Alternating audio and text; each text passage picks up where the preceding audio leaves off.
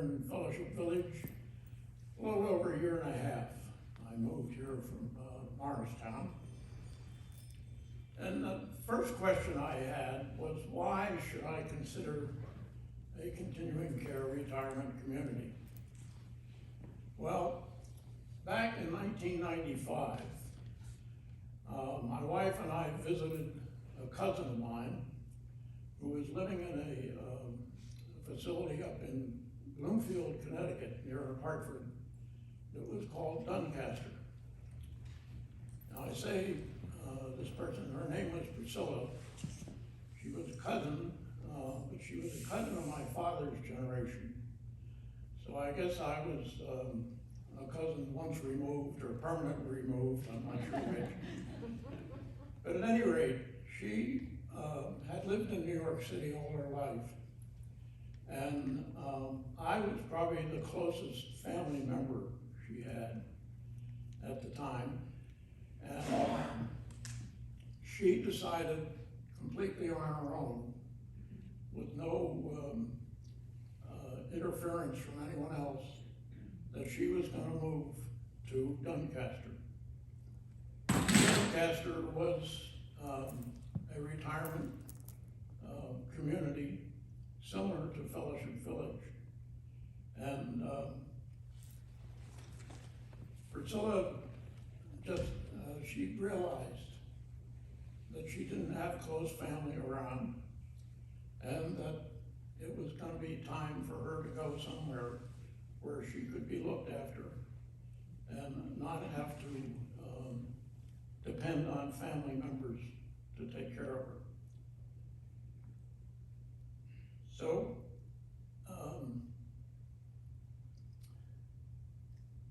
I decided about 4 years ago, when my wife passed away, that I better be looking for something similar.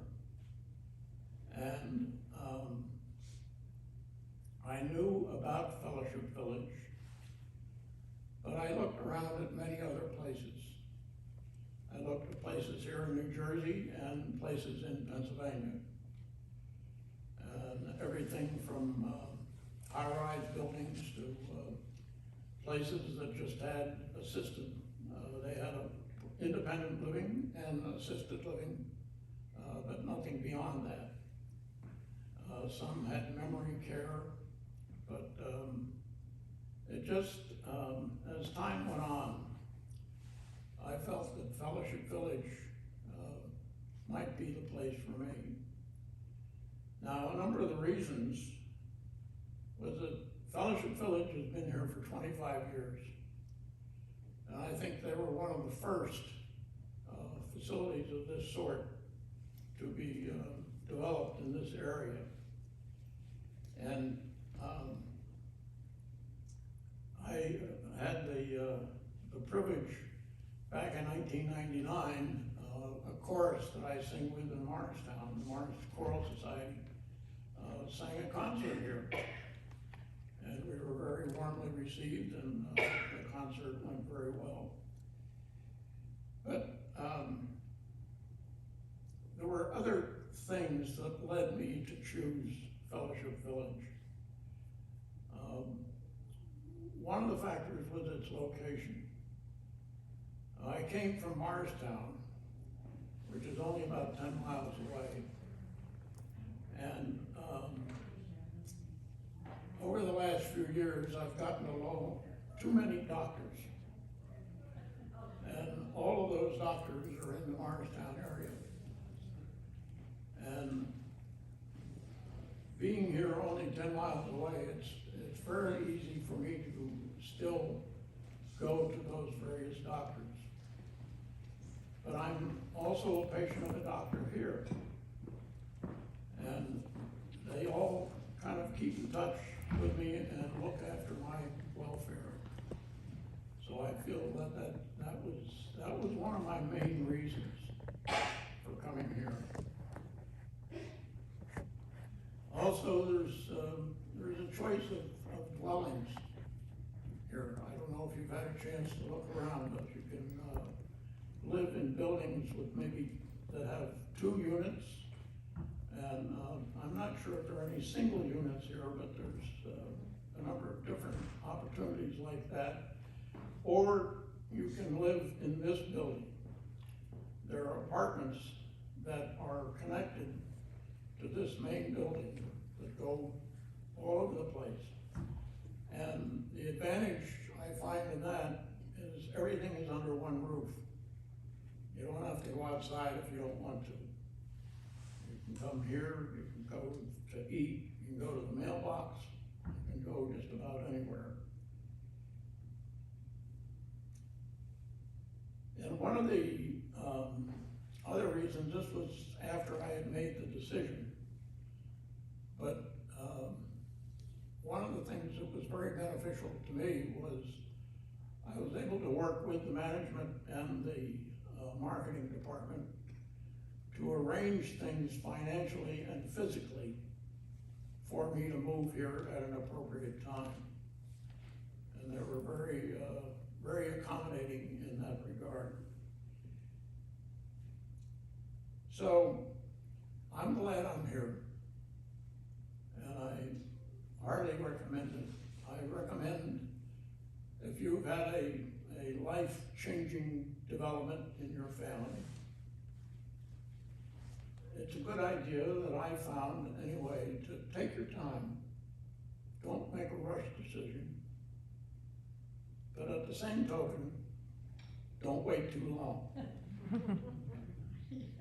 And by the way, my cousin lived to be 103. So I'm aiming for that. Thank you very much.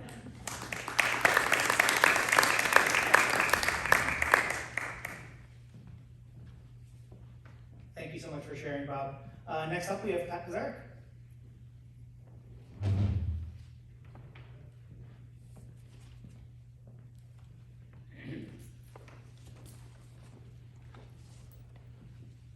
Good to get it off.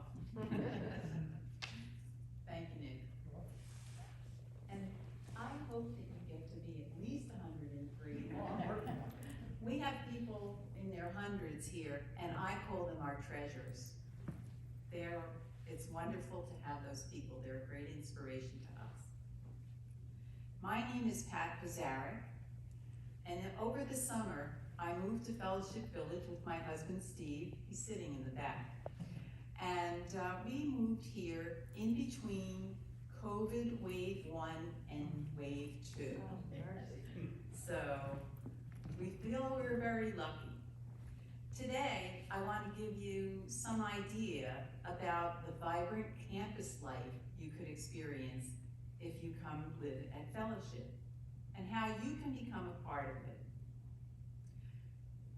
I'm a life coach, so several years ago, and through my clients, and through my parents and my husband's parents, I realized that loneliness and isolation weren't good for anyone. They can lead to risk of health problems like heart disease, depression, and cognitive decline. So with that in mind, a couple of years ago, Steve and I decided to take stock of our lives. We realized that we were aging out of our community and that we were frustrated by the day-to-day needs of taking care of and maintaining our home and the time that took. So, knowing that we'd have to move inevitably someday, we decided to move while we were still healthy. That would give us the best chance, we thought, to make friends, to establish relationships, and establish ourselves in the community, and enjoy life and all the amenities that a community had to offer. We were aware of Fellowship Village, and we looked at Fellowship Village and a couple of other places. We did a lot of research, and we talked to people here, but then we realized that all the research in the world and all the talking in the world wasn't going to answer all of our questions, all of our what if this and what if that. So we decided to take a leap of faith, and we started the process to move here. That wisdom was reinforced on the very first day. It was a grumpy day, drizzling, and all the chaos of the move, and 3 of my neighbors came over just for a second to say, welcome to the community. That was it. We knew that we were home. If you decide to come to Fellowship Village, you may have a similar experience. There are lots of opportunities here to live an inspired life. And this is how it works. On your first day here, you'll be given a key. You'll be given a lot of stuff, but one of them is this key. And it's the key to your home. It's your private home. You can stay in there and sit on the couch and do nothing for the rest of your life if you want to. Or you can get involved with other people. Nobody's going to bother you if you love your solitude. This is the other key. Doesn't look like a key, does it? It's a badge. Has your name on it. And when you wear this badge, everyone that you meet in the halls, at the bistro, on the trails, will know that you're a newbie. We call it a newbie badge. People will come up to you and introduce themselves, maybe chat for a minute or two. You can chat. You can say, oh, well, I have something else to do, and go away. But it's up to you. If you want to get a little bit more involved, but you don't want to get too involved, there are groups on most days that sit right outside here in the lobby in a circle and talk to each other. You could stop there, you'd never be turned away, introduce yourself, and just talk. It's human company, it's companionship, it's connection. If you like to be in your apartment, you can do things more passively. On channel 593, our closed circuit TV, you can attend lectures, concerts, take classes like stretching and balance without ever leaving your apartment. But if you want to go out, you can attend movies right here in this beautiful theater, and lectures and slideshows and concerts. You can even attend in-person classes now that COVID is kind of relaxed a little bit in our pool, which is warm, and on dry land. So you can attend lots of different types of classes. Steve and I love the outdoors and we like hiking. If you like the outdoors, you can wander the paths. You can watch, there are horses that you can see. You can watch the geese. We've been watching the geese and the baby goslings. And then, if you don't want to walk, you can sit on a bench and watch the world go by. I guarantee that somebody will come up to you and say hello, because a lot of our residents like walking. If you want to get a little more involved, you can be with like-minded people through our special interest groups. There are groups like art, bridge, photography, exercise, low vision support. If we don't have it, you can even start your own if there's enough interest. Then finally, the greater impact that you can have on our community, and the one that I'm really enjoying, is being a committee member. We have 9 standing committees. I joined the Activities and Lifestyle Committee and the Marketing Committee. That's why I'm here today, because of the Marketing Committee. As a committee member, you go to meetings, you learn what's going on behind the scenes at Fellowship Village, you have your ideas heard, and you can help implement them to improve your community, your home. I have a list on the table there of all of the opportunities that I've talked about. There are quite a few, and I don't want to, overwhelm you with the number. I hope this gives you a sense of what life can be like at Fellowship Village. But it's your choice. You can lead a public life, a connected life, and you can even be connected on a small level by having your own from solitude in your own home. Thank you for your time.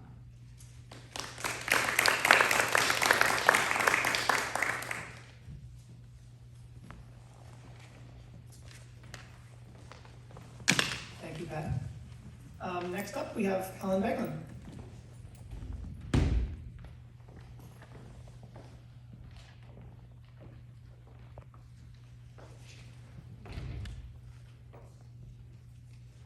It is good to take off the mask.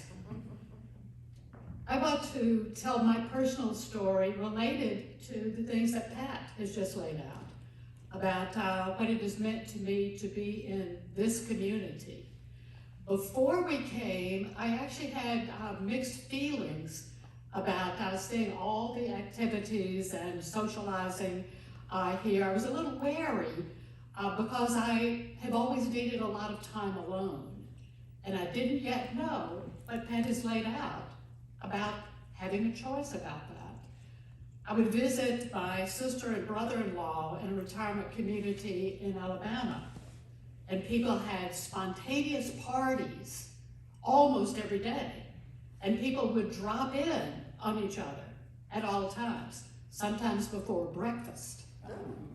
And I thought that was kind of fun for maybe 4 days. But I would have trouble living that way. So I was relieved to find out when I also took a bit of a leap of faith, and we moved here to find that yes, you can be as private as you want or as involved as you want. And eventually I did want to go to some events and programs and join some group. But it was nice to be able to do it at my own pace. Nobody was coming on, knocking on the door, looking for a fourth for bridge. You could go where bridge was being played if you wanted to play it. The part I had not taken in before, when I just heard about all these activities and events, was the powerful, positive effect of living in a real community, where people support each other, often in understated ways, but the support is there. And where I found a living experience of community is that which doubles your joy and divides your grief. We moved here, I didn't say from the beginning, I'm Helen Beglin. I moved here from Westfield almost 6 years ago, which makes me an old timer. I think there's only one other person on here who's been here longer than I have. But we moved here when my husband was already fairly deep into dementia. And we wanted to live together in independent living as long as possible. And we did, until what turned out to be his last 10 days. And what made that possible was not only the stated support services, which turned out to be better than advertised, but also the level of acceptance and even practical help from other residents. From the beginning, there was a place for him socially. Nothing needed to be explained. He was included in events and in conversation as much as possible. And then there were individuals who will always mean a lot to me for how they extended themselves to my husband. Ed finished meals quicker than other people, and then he would look around at others' plates. So one woman whom we ate with fairly often just started adding extra food to her tray that she would share with him when he started roving around looking for what else. Another woman came up with occasional activities and entertainments that he might do, even in his diminished state. And when Ed could no longer take long walks by himself, which he had always loved to do and was one of the reasons we chose fellowship, and to give me some relief from it. A man, a resident who was physically as large as my husband, and that made a difference, invited Ed to walk with him around the loop, the trail here. And there were two different men who just routinely made a point when they would see us in the hall or in the bistro after dinner, just to come up, put a hand on his shoulder and say something like, was this a good day, Ed? Something that didn't, require a lengthy answer, but would say, I see you, you're here, I care about you. So even as dementia advanced, and Ed could do almost nothing for himself, and didn't distinguish one new friend from another, and no longer remembered who I was, he still liked to go to dinner here and to go to some events. There was the socializing that mattered to him as one of the last things that was still there. That's not necessarily the way to go, for somebody to stay in independent living as long as he did. And actually, when he went to memory care, and I discovered how good memory care here is, I realized that if I had known this, that I would have had him go sooner, because they could provide things that I couldn't in our apartment. And then when he died 4 years ago, I found a community of support. People who just understood how big an event this is, but also understood what at the beginning I couldn't believe each day, who understood that life goes on, and that helped provide for me a context for knowing other people have their sorrows, and we're in it together, and life goes on.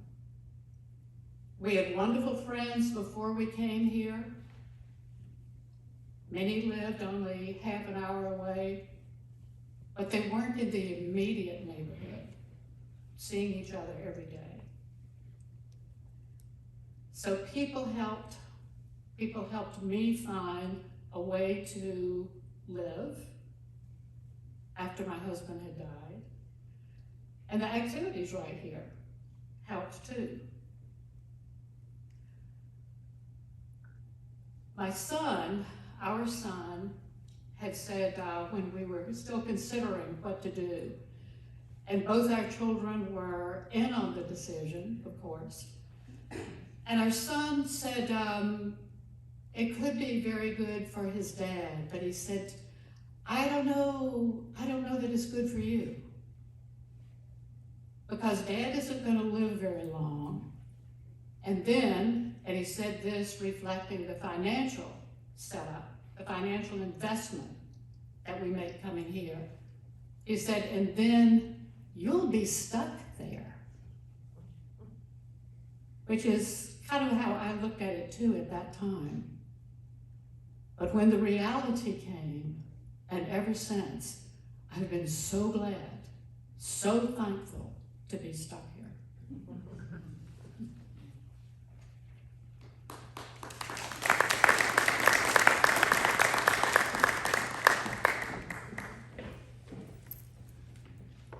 Thank you so much for sharing, Helen. Judy Pasnick.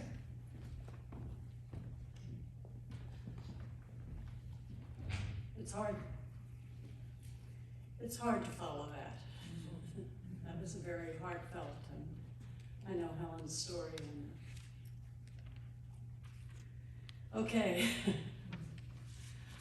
Mine will not be as heartrending as that, believe me. I'm Judy Pasnick, and I've been a resident along with my husband Michael for about 4 years now. I serve as the chair of the marketing committee as well as the Fellowship Foundation, and Jack Woods and I have the honor to represent our whole community on the Fellowship board, which is really a great honor for us to be chosen for that. As you can see, when you come to fellowship, you can be as busy as you want to be, or not so busy if you don't want to be, as Pat pointed out, which is very true. Some of us don't know how to slow down, and so we're still very busy. But this says something too about Fellowship Village. At Fellowship Village, the residents are on the boards, as Pat pointed out, and when we're on the boards, we are listened to. We can give our ideas. We are really part of helping our community move forward. And that's not the case at all communities like this. A lot of them have their own boards, and maybe they have 1 or 2 members, but they don't have all those committees that actually work alongside of our fellowship team, the actual employees, and make some decisions for our community. As a retired physical therapist, I was very interested in having good health care when we came to fellowship. After we moved here, after my husband spent a month period in skilled nursing at fellowship, and we looked at each other and said, maybe we ought to look at fellowship as a possibility to move to. And about 3 months after his discharge, we actually put our money down on our new home. Even though we knew that Medicare has always given fellowship a 5-star top rating for its medical care, we really weren't too sure even after we moved, and we kept our own doctors. But as we began to see the convenience of going to the doctors here, the specialists and the labs that are all on site, we began to realize that this quality of care was tops, and that we took our records from many of our doctors and brought them to the fellowship doctors, and we have not been sorry to have done that. It's also a great comfort to know that one phone call away you can get help, and that really is a great comfort. In 2020, we'll have a new expanded medical center here, which is going to be great because we'll even be able to get more specialists coming on a regular basis. Fellowship's new and completely renovated household model of the memory care and the assisted living really makes it that no matter what happens to us in the future, we know that we'll be taken care of with quality care, with compassion, with the people, a whole staff that knows who we are and all about us. And we know that brings us great comfort. We think that that's a win-win for both Michael and myself and for everybody in this community. And in order to keep our bodies and minds healthy so we stay out of all those things, there are multiple daily wellness, balance, fitness, water aerobics in our pool, Tai Chi, yoga, spirit, mind, body classes, not to mention the walking trails that we've all talked about, and the new walking trail that will go through the sort of the outer perimeters into the wetlands, and it'll be a raised deck that will add to the enjoyment of walking around our beautiful campus. We now have a gym, but in 2022, we're going to have the new fitness center that Nick spoke about, and it'll also have a spa in it and the big exercise rooms and just about anything you could ever want in a fitness center. And that will go along with some new dressing rooms, and we have a wonderful pool that can be opened up in the summer so it feels like you're outside. We're also putting in some new recreation facilities to join our, you're going to see it in a few minutes, our putting green. We're going to have a bocce, shuffleboard, and pickleball courts. So any of you that are into pickleball, I've never played it. There's really something for everyone to choose from so that we can stay healthy and fit into as we age here. And then there is the food. My husband says, don't forget to mention the food. We have a secret weapon, and that's Chef Arthur and his amazing culinary team. And as was mentioned before, we've got the bistro for casual dining,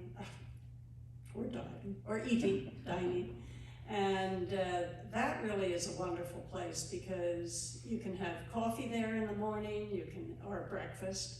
You can have lunch there or dinner, and you just take your food, and it's sort of like a college campus. You go off and sit at a table with your friends or new friends. You're always meeting new people there, and you always feel welcome at every table. It's a wonderful place to gather, and there's always a lot of conversation and laughter. I would say those would be the two things I would. Now, in COVID, that's sort of gone away, but it will be coming back probably toward the end of the summer or the beginning of the fall. Then there's the formal dining room that takes reservations, and that's a sort of a white tablecloth with service, full dinners. It's a wonderful place to maybe celebrate a birthday or just have a dining in a nice, elegant setting. And then, of course, the Tapas Bar Lounge, the Wilson Tapas Bar Lounge, where you'll be having lunch. And that's got a little bit more of an interesting menu. You can do anything from a grill to the varied tapas dishes to a full course dinner if you want. And you can sit in the inside, eventually, out on the porch, or out on the patio, and out on the patio are all these fire pits that you're going to see. And it's a wonderful place to gather. And you overlook the hills, and you overlook the beautiful trees and the putting green. And speaking of raising your spirits, we also have a bar there, a full bar, and a bartender named John. And he's always willing to make really interesting drinks. My only warning for everybody is that when you come here, it's just like college. You sort of put on that freshman 5 or 10 pounds. So you have to watch it. The food is really that good. So we'll look forward to seeing you all here in the near future, I hope. And thank you.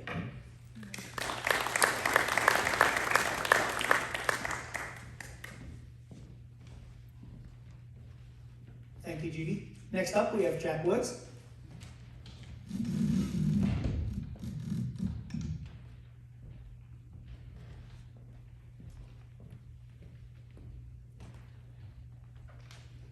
Hi, my name is Jack Woods. Nick said that we're supposed to be very ad-lib and informal in speaking here, but I had a reputation for never doing things exactly the way that I'm told to do. So I am going to read my little talk because I got several points that I wanted to mention, and I wanted to make sure that I get them all. 30, 40 years ago, I could lecture for an hour without notes or anything and never miss a point, but I've forgotten a few things over 30, 40 years, so if you don't mind, I will read my little story. My name is Jack Woods, and I've been here for a little over 5 years. During that time, I've been active with various organizations and honored to be chosen as treasurer of the Residence Council and as a resident member of the Fellowship Board of Directors at BK. However, I don't want to talk about myself and how fortunate I feel about having chosen Fellowship as my retirement home. You've heard enough of that from the other panelists. Rather, I'd like to speak about my wife's experiences here. Sue and I had lived in Somerset Hills for 54 years, and her health, unfortunately, had begun to decline. We had visited with several friends here at Fellowship, and we're sure that this was the place for us. By the time we moved in February 2016, her health had seriously declined, and my daughter and I were pretty busy as her caretakers.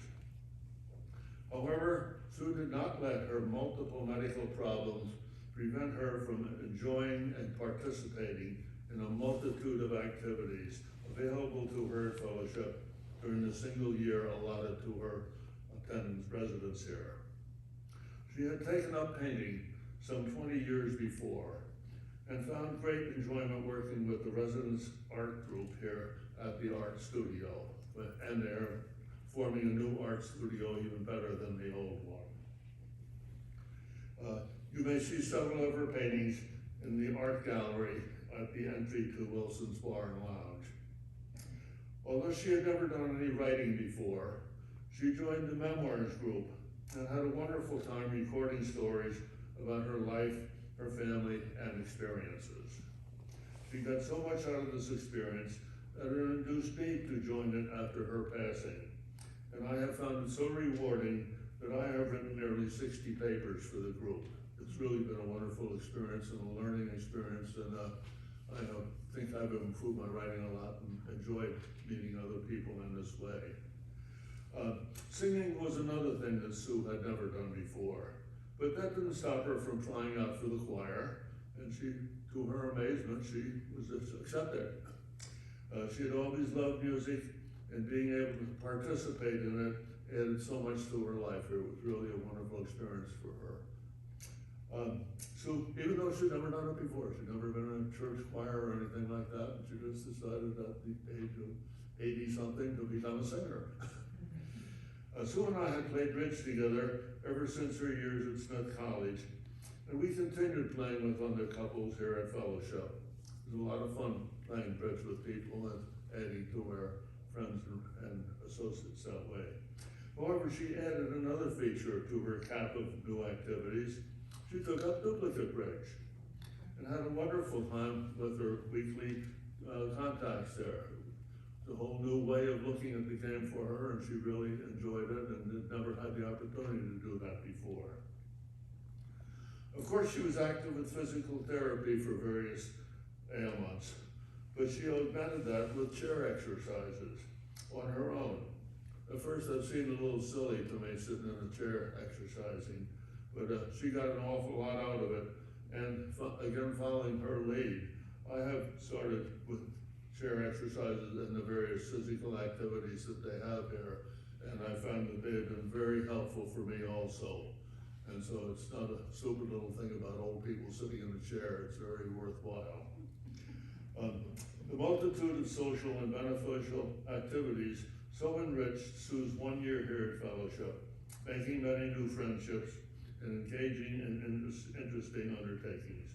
We were both so thankful that we had chosen Fellowship for her last year.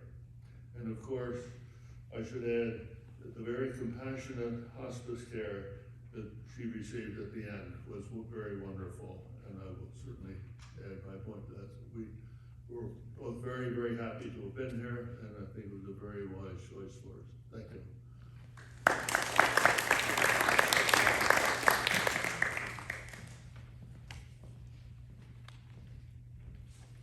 Thank you, Jack. And next up is Elliot, last but not least, of course.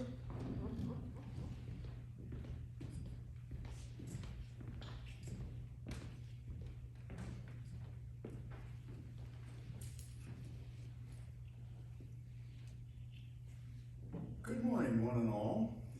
It is a pleasure to be here. It's also been a pleasure to listen to the speakers, because I've learned something from everyone. I've been reminded of a number of things, and you might be interested that some of the things that I jotted down, which I think there's real wisdom. I heard, take your time, but not too much time. Take control and make your own decision about where you'd like to be. You can be as private or as involved as you wish to be, and help is only a phone call away. And I think that each of those is a really worthwhile point. My wife Millicent and I have been here, we're in our 8th year. We moved at what for us was the right time in our life. 2 years after we moved in, we looked at each other and said, boy, we're glad we don't have to do it now. Not sure I still have the energy to make the move. I'd like to focus particularly on the medical side of life here, because it's been, as you will hear, really important in my life. It's wonderful to have the specialists that have been alluded to. We've got a cardiologist, a dentist, podiatrist, dermatologist, audiologist, wound care physician, psychiatrist, psychologist, pain management. We've also got the good but improving physical therapy, which is really important. However, what's really been important to me is help is a phone call away. This was never truer than in the middle of the night last July, when I started to experience chest pains. And sitting on the medical committee for several years, I had heard what was supposed to happen. And security would come, you called security, security would come with a nurse and with one's 3-ring binder. Your doctor would be called. They would bring with them, as I say, the 3-ring binder. An ambulance would be called if that was necessary, and one would be transported to the hospital. And that is exactly the way it happened. You can sit in a meeting and listen to what is supposed to happen. But when it happens, and it happens to you, it's really important and enormously impressive. I ended up having triple bypass surgery. My return to fellowship was similarly seamless. I was brought back in an ambulette, came into the entrance to the health center, and it was wonderful because the driver got me out in a wheelchair and he wheeled me by the front desk, and Alice at the front desk, unbeknownst to me, as soon as I went by, apparently picked up the phone and called Millicent and said, "He's back." That is so typical of the thoughtful things that the staff here does for one. I could stand here for 10 minutes telling you stories about thoughtful things that this staff has done. They are absolutely fabulous. So anyway, I settled in, a room was ready when I got back, settled in, recovery continued, physical therapy and occupational therapy in the room, and then returned to our freestanding home up in Shiloh. Interestingly enough, Judy just mentioned that the management listens here. Small example. The other day we had cluster meetings here, and we were hearing about the new fitness center, and it seemed that we were going to be without a fitness center due to construction for 6 to 9 months. This was pointed out to the management, and the management has immediately started the wheels rolling so that there will be a temporary fitness center here. There's an example of listening to the residents, and a very welcome example. So It's great to have the individual medical care available every day. Pick up the phone in the morning if you're not feeling well. You'll see a medical professional the same day. It's great to have an administration that has protected this community from COVID as beautifully as they have done. We received our 2 Pfizer vaccinations in this room in January. But it's especially great to be somewhere where help is a phone call away. Thank you.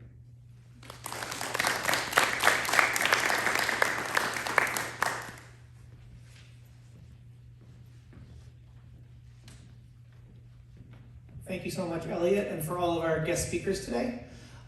Before Pat Pizarro comes up and gives a little closing remarks, I just wanted to open up the floor to questions that you may have for our residents or for any of our other team members are here. So we have 3 microphones. I'm going to walk around. If you have a question, just raise your hand, and the residents or whoever will answer questions for you, okay?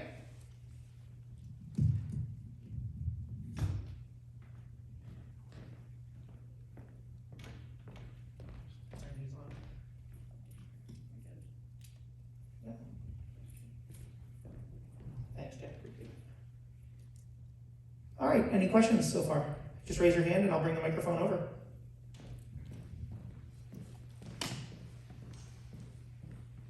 How did you handle COVID as far as people coming out of their apartments and going to eat and going around the facility? Who would like to take that?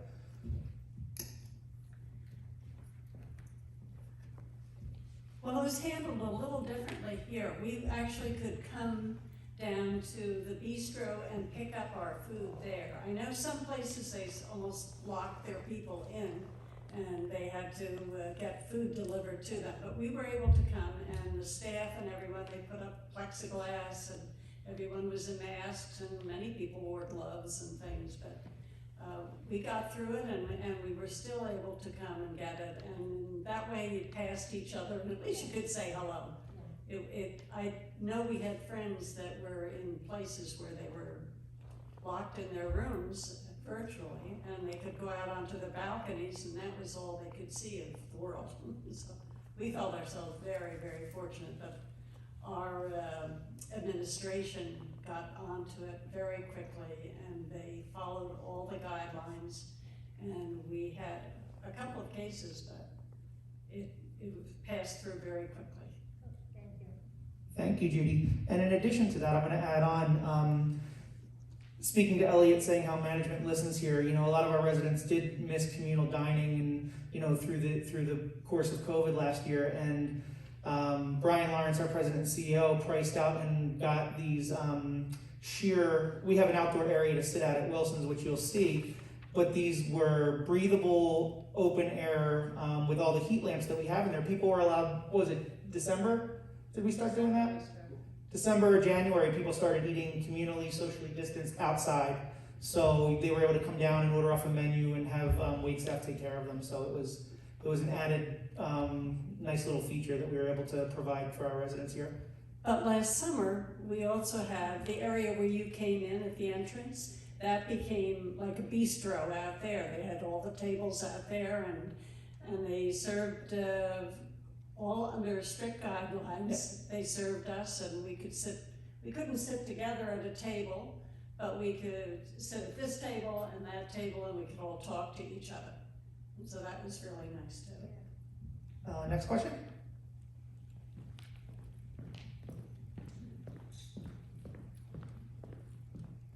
I think you can hear through the mask, yes?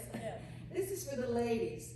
With regard to downsizing, is there anything in particular of an item or items that you wish you had brought with you and you had disposed of before and now are sorry? I think just about everybody has a list of things we wish we had brought and didn't, and the opposite, things that you brought and really don't have a need for.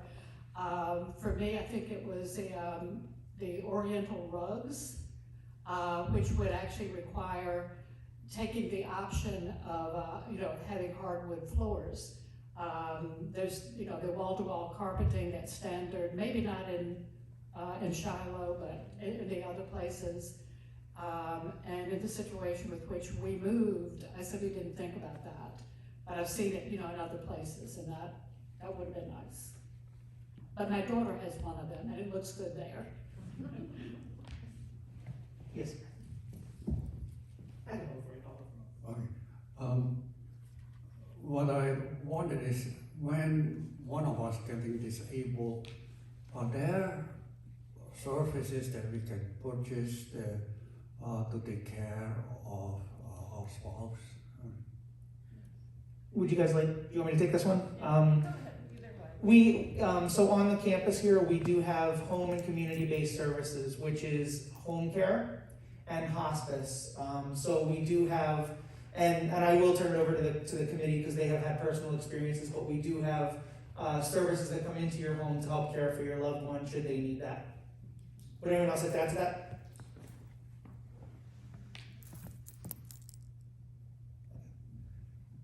Next question? Yes, sir. I'll Okay. We've already decided to come here. So, my question is much more down to the basics. Number one,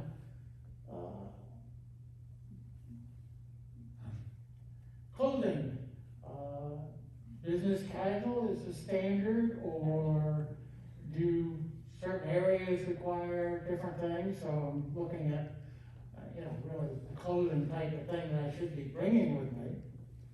And the second question, since I've got the phone, from an eating perspective, everybody is given a budget or a thing for 3 months and what have you. What sort of standards or what type of thing do you do to stay within the budget, or you're planning, like, do you eat 5 days a week and eat back at your, I'll call apartment the other 2 days? Because I've seen the budget, I've seen the price of the food. I have difficulty figuring out how, with the way I eat, how I could stay within the budget I'm getting. Thank you. Thank you. See how we're dressed? I'm dressed up. I got dressed up for this, but most of the time we're very comfortable. Maybe one jacket. I don't know if formal dining will become more formal. It may. It used to be, right? Yeah, Nina, do you know the dress code for the formal dining room? I don't even think they require, they don't require a tie, and I think jackets are just required on special occasions, otherwise it's business casual. So one jacket, your sweatsuit, your jeans, whatever you want to wear. And as for food, we're on like a point system, and we have never used all of our points. We just decided, you talked about the freshman 5, the freshman 10. We started finding it difficult to maintain our weight because it's there and we pay for it, right? Just like any kind of buffet. So we just forget about it. We forget that there are points. If you go over the points, I think you can buy food. Correct. You can still use your card or cash. And, Yeah. But we've been here 8.5 months, and we've never gone over the number of points that we have. So food is not a concern for us, and I bet you have trouble. If you want some points, you can have mine.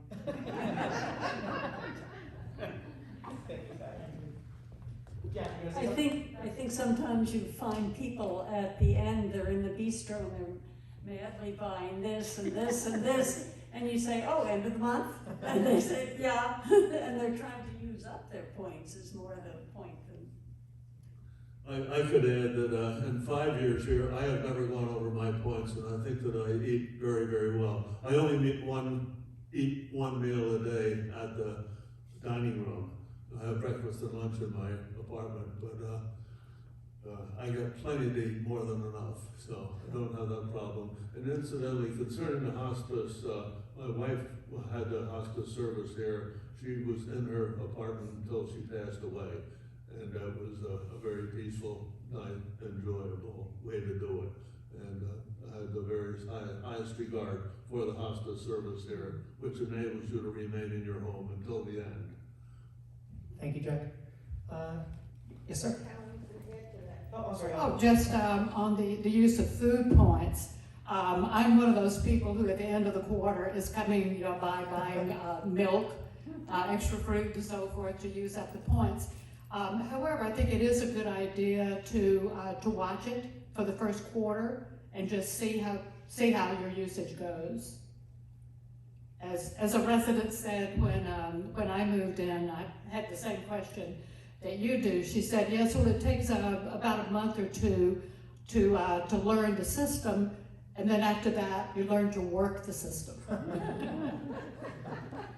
Thank you, Alan.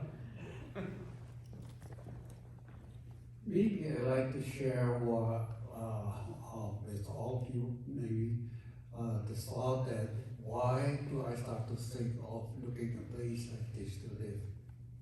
That is because lately I feel that maintaining the house is becoming very hard for us, for old people. We can think about changing the air conditioning, changing the heating system, and that is one of the two that maybe start to get into me, that I cannot handle it anymore, because when you get older, you become the one that you can pay, that you can sell to them for better money, and that is why I start thinking, if I could have to think about those things, it would be much better in my life. We have a very good system here if you use a computer, you can put in a work order with plant operations. They are extremely responsive.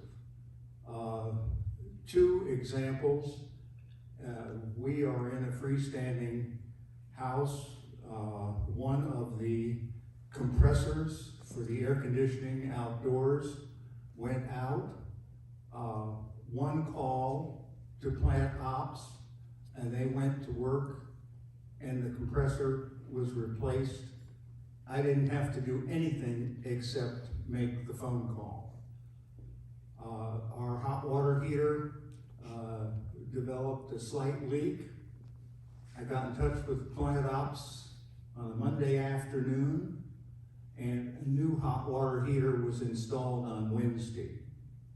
I couldn't have done it had it done that quickly in Madison. It was wonderful. Thank you, Elliot. We are maintenance-free living here, so when you move in, you really do not have to worry about any of the normal, things that you would have to worry about in your home. Next question.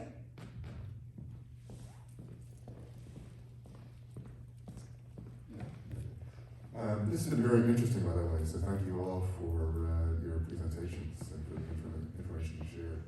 I had kind of two questions about the staffing. One deals with the vaccine. How is the facility doing in getting its staff vaccinated? And what's turnover like? Jack, would you like to take that? Or?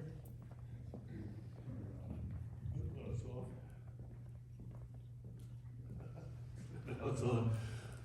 As I understand it, all the staff except for 4 people have been vaccinated. Those 4 have to wear double masks and a glass shield in addition to, so that it is not a requirement for the vaccination, but virtually everybody has been vaccinated. And I think that over 99% of the residents have been vaccinated. Several have had medical reasons for not, but in general, it's just been virtually universal. Is that right, Judy? Judy knows more than I do. Thank you. Next question? Anybody? Also on turnover? Oh, the turnover. So you're talking about retention of staff? I can speak to it if Yeah, go ahead. You probably know. I can tell you that, someone in this room, Nina, would you like to stand up for a minute? Sorry, I'm gonna embarrass you. It's actually her anniversary today. 28 years today. Nina Grove is one of our sales counselors, and she's been here for 28 years, and she was here before the building was here. So, and that's just one example, there will be some turnover here and there, but I can speak for a lot of the team members here. The quality of life that Fellowship provides to its employees is wonderful, and we have many. Brian Lawrence, our CEO, has been here since 1999, I think, or 1996. Jack Elias, our vice president of the health center, I think he's been here since, about the same time in the late 90s. So there is a lot of long tenured staff who have been here an extremely long time, and you'll find that's more of the norm than someone being here for 6 to 8 months and then leaving. So,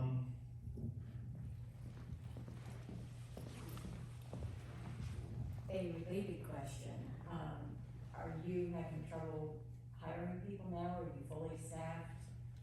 What's your employment situation now, knowing what it's like? yes, so again, that is, it's a challenge for everybody right now, and I can tell you that Fellowship Village has not really been affected as much, the health center. There's people working a lot of overtime to cover some extra shifts, and I know our home health care agency, they are doing a lot of different things to recruit right now because there is a shortage in people looking to work right now due to that environment. But I have not heard of any service failures, and I believe that we're all fully staffed in all our departments here. So there's just some people working some overtime to cover some things, but we haven't luckily been affected too much by that. Next question? Anybody? Yes? What is the occupancy percentage now? Yes. So I can speak to that as well as Judy or Helen. We're all part of the resident marketing committee. Fellowship Village has been consistently up above 95%. Very strong occupancy. When we started to do the construction in here, the Culture Arts Center, the new main entrance, it wasn't very tour friendly. So we did take a little bit of a dip in census to about 80%. Now we're working our way back up, and by the end of the year we hope to be about 85%. And we have hit, our goal is 10 move-ins per quarter, 10 new residents per quarter, and we have been hitting that goal. Even through COVID last year, we wound up with 27 new residents, 27 new apartments that were occupied with more residents with couples. So we had a very strong year last year, even with COVID going on. So we anticipate continuing to keep that 10 move-ins going forward, and getting, Brian's goal was to have us back up at 90% by the end of next year. So. Next, yes?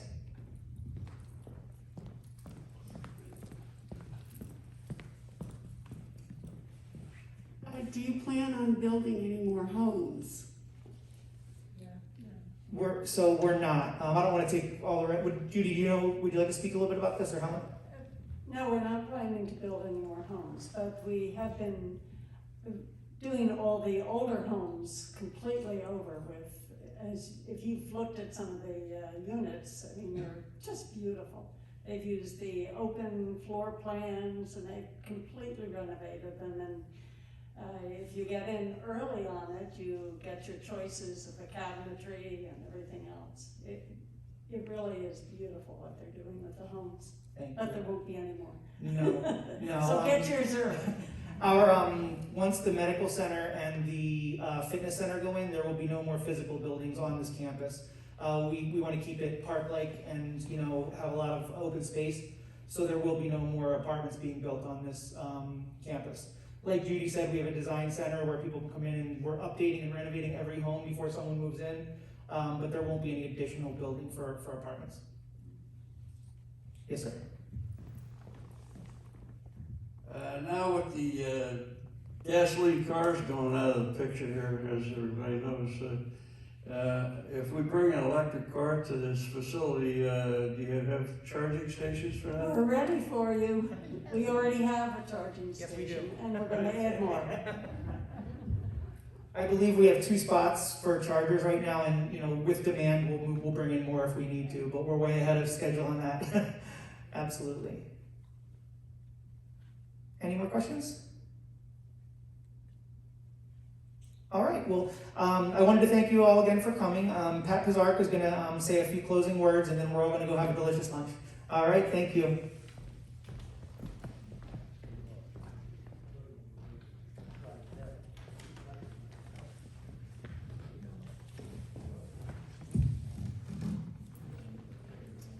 Well, you've heard a lot of information here today and a lot of personal stories.